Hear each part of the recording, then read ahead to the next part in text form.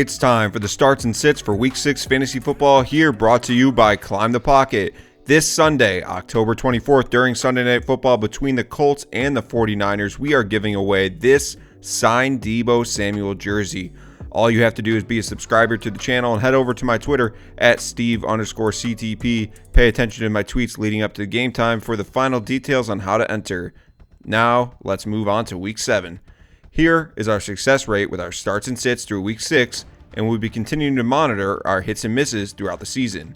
Now, let's get into the start quarterback. Our must-start quarterbacks for Week 7 are Matthew Stafford, Tua Tagovailoa, Jameis Winston, Aaron Rodgers, Jalen Hurts, and our under-the-radar quarterback for Week 7 is Matt Ryan at Miami. Matt Ryan is coming off a pretty good game against the Jets prior to their bye week, throwing for over 325 yards and 2 scores.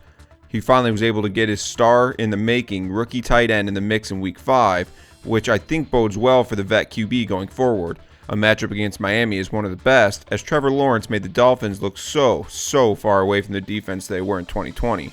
With a healthy Ridley and a rising Pitts, Ryan is a fine start this week. Our must-sit quarterbacks for Week 7 are Derek Carr, Jared Goff, Baker Mayfield, Zach Wilson, Geno Smith, and our beware the bust quarterback for Week 7 is Sam Darnold at the New York Giants. Darnold started off hot this season as one of the best options in fantasy football. He had 5 rushing touchdowns through 4 weeks, which was a pace we all knew wouldn't continue. His last 2 games against Philly and Minnesota, Darnold has failed to throw for over 210 passing yards and reach 2 passing scores. He has also added 4 interceptions during that time frame. Although Stafford and the Rams just beat up on the Giants through the air, Darnold seems to be on the downswing, and until he gets back to early season form, he should be on the waiver wire. Now on to the running back position. Our must-start running backs for Week 7 are Chuba Hubbard, Cordell Patterson, Chase Edmonds, Damian Harris, Darrell Henderson.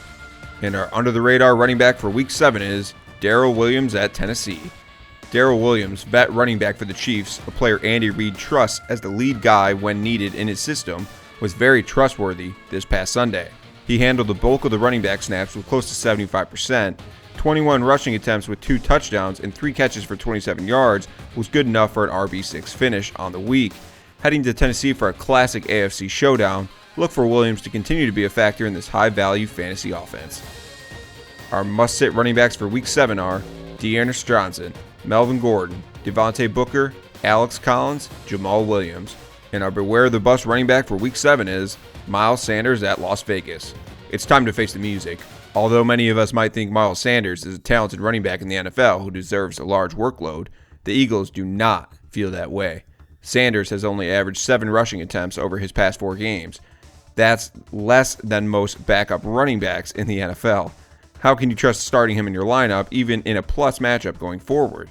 Until the team clearly, and I mean clearly, shows intent to get Sanders much more involved. He is merely bench depth on your fantasy roster. Now onto the wide receiver position.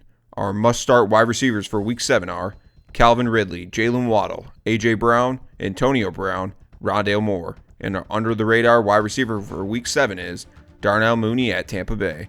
Darnell Mooney once again led the Bears in targets in Week 6, leading the way as Justin Fields' favorite target.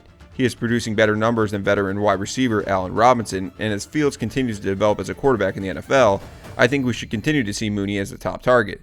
He gets Tampa this week, who is a top 10 matchup for fantasy wide receivers this year.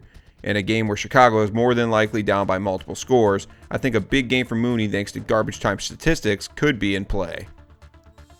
Our must-sit wide receivers for Week 7 are Jacoby Myers, Corey Davis, Odell Beckham Jr., Brandon Ayuk, Tim Patrick. And our the beware the bust wide receiver for Week 7 is Tyler Lockett versus New Orleans.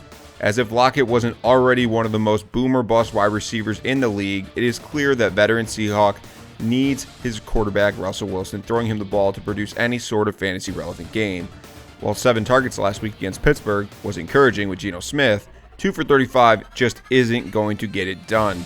Until Wilson is back in the lineup, I don't know how you can feel safe with Lockett in your lineup. Now onto the tight end position. Our must-start tight ends for Week 7 are Noah Fant, Dallas Goedert, Hunter Henry, Kyle Pitts, Zach Ertz. And the under-the-radar tight end for Week 7 is Ricky Seals-Jones at Green Bay. With Logan Thomas still on IR, Ricky Seals-Jones has been a fine waiver wire streamer over the past 2 weeks. He has seen 15 targets over that time frame and has logged a tight end 3 finish in week 6. Until Thomas is back in the lineup, whether Fitzpatrick gets the quarterback job back or not, Seals-Jones is going to be the go-to target in this offense. In a game against the Packers, where the Washington football team will most likely be down, look for Jones to have a productive day with 6+ targets and 50+ receiving yards, hopefully finding the end zone once again. Our must-sit tight ends for Week 7 are Jonnu Smith, Cameron Brate, Robert Tonyan, Austin Hooper, Evan Ingram. And our beware the bust tight end for Week 7 is Tyler HIGBEE versus Detroit.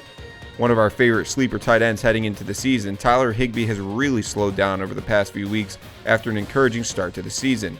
The tight end for the Rams has failed to top 40 receiving yards since Week 1, and while he salvaged a few games by scoring a touchdown, those games were only good enough for a low tight end 1 to high tight end 2 finish. We need to see Stafford start to look his way more often to feel confident starting him going forward. Thanks again for joining us on another edition of Stardom Situm here on the Climb the Pocket YouTube channel. Do not forget to subscribe and like the video, and head over to my Twitter at Steve_CTP during Sunday Night Football this week, October 24th, for a chance to win this signed Deebo Samuel jersey. Let's continue to make educated decisions and go get a W in Week 7.